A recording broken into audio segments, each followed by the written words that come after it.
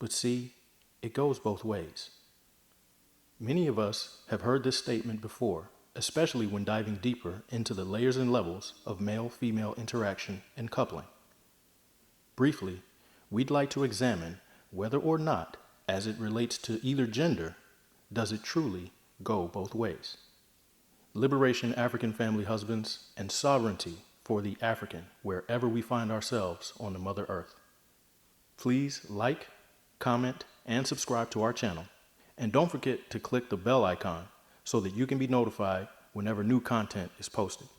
At one point or another, we've all heard the phrase of, "it goes both ways," to insinuate that within gender relations or roles, particularly of the personal or private type, that what is considered normal, expected, common, or proper is exactly the same for both males and females.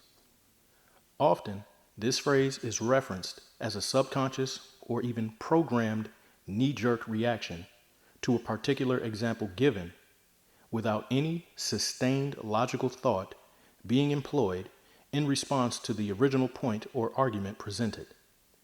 We've also witnessed other instances where "it goes both ways" was spouted as a means to devalue, dismiss, or deflect an opponent's perspective and sway them onto the side of the individual making the argument that it goes both ways. As an African family husbandman, we strongly state that when it comes to personal or private relationships, especially with those under your charge, no such argument should be given the light of day.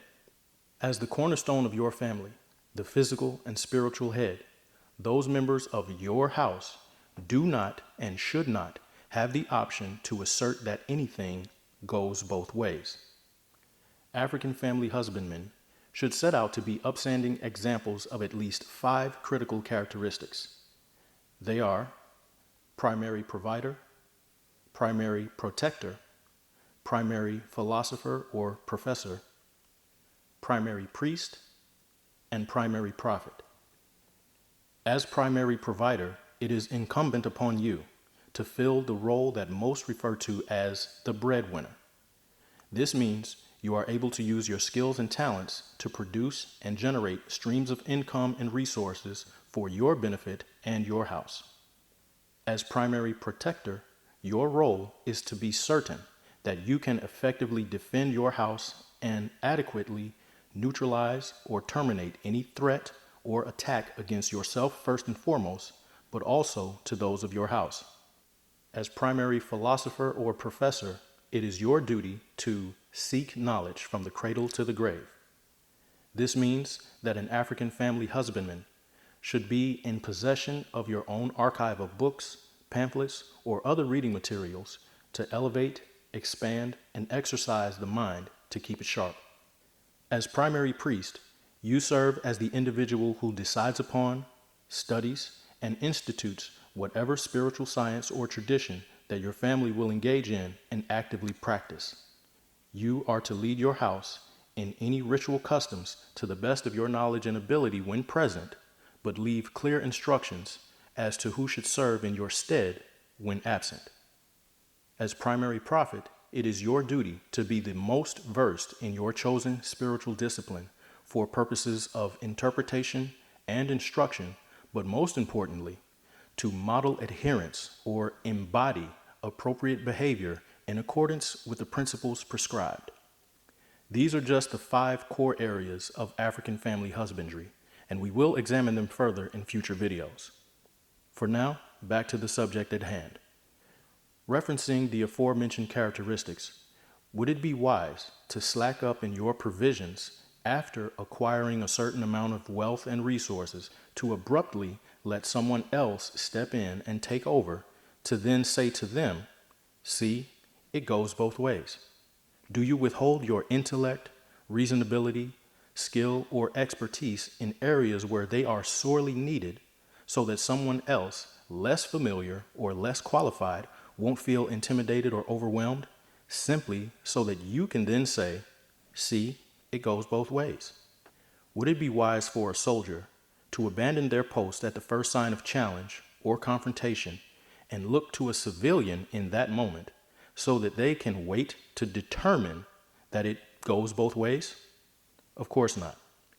These examples are somewhat made in jest, but in all seriousness, to do so would mean that you are forsaking your responsibilities as an African family husband. There is a long-standing history of this phrase being deceptively introduced to lessen and minimize the importance of male headship and leadership in a cunning attempt to usurp and discredit masculine authority and respect. Gone are the days when we should be expected to just accept this verbal sleight of hand without challenging its validity, necessity, and most importantly, point of origin. The biologically predetermined and pre-programmed differences within the genders are what make for a harmonious existence in general, but a functionally prosperous union in particular. Oftentimes, when the statement is spoken, it's done so to imply that the masculine and feminine energies are essentially equivalent or completely symmetrical to one another in all respects and therefore utterly interchangeable down to their very core essences and subtleties. This, of course, couldn't be further from the truth. If we are to ignorantly accept such foolishness, then it would stand to reason that males and females are essentially the same in function or performance, which again, we know beyond a shadow of a doubt is absolutely false. African family husbands are now and have been throughout antiquity the vanguards of African nations. This is not to suggest that African women, wives most importantly, have not played an intensely significant role in their duties to their respective families and nations. It is simply to reiterate the natural fact that the male presence is the initiator in nations and therefore a natural driving and directing force. The crux of our argument is this: no, it doesn't go both ways. In fact, we assert emphatically that if left to our own devices and best efforts, what we would find is that families, communities, and nations function best when we adopt the viewpoint that things are one-directional and gender-specific.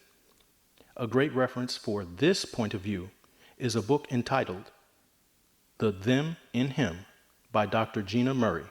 We highly recommend it. That's all we have at this time. Thank you for tuning in, and remember, be African first.